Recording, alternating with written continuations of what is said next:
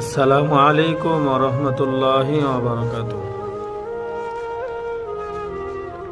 দেশে ও প্রবাসে, কাছে ও দূরে, যে যেখান থেকে আমার ভিডিওটি দেখছেন, আপনাদের সকলকে জানাই আন্তরিক শুভেচ্ছা ও মোবারকবাদ।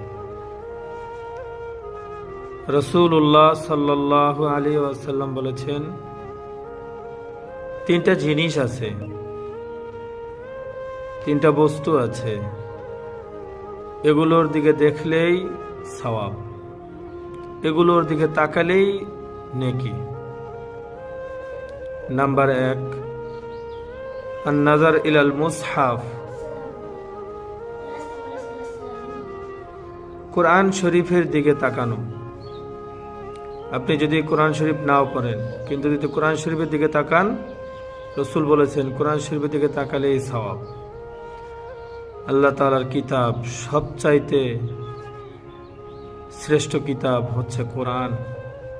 এই কোরআনের দিকে তাকালেই সওয়াব। নাম্বার 2, মা বাবার দিকে তাকানো। হাদিসের মধ্যে এসেছে, রাসূলুল্লাহ সাল্লাল্লাহু আলাইহি ওয়াসাল্লাম বলেছেন যে কেউ যদি তার মায়ের দিকে রহমতের নজরে তাকায়, আল্লাহ তাআলা তার আমলনামায় একটি কবুল হজের সওয়াব লিখে দেন। সুবহানাল্লাহি ওয়া বিহামদিহি।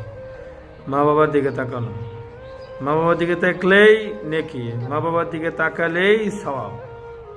এই জন্য যাদের বাড়িতে মা বাবা আছে, মা বাবার দিকে দেখবেন, মায়ের চেহারার দিকে তাকাবেন, বাবার চেহারার দিকে তাকাবেন, মা বাবার সেবা যত্ন করবেন, মা বাবার খেদমত করবেন, দেখলেই সওয়াব। নাম্বার 3, কাবা ঘরের গিলাফের দিকে তাকানো। আপনি যদি কাবার গিলাফের দিকে তাকান, দেখেন, দেখলেই সওয়াব।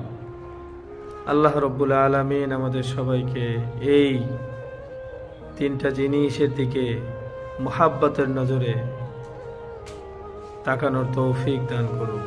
আসসালামু আলাইকুম ওয়া রাহমাতুল্লাহ।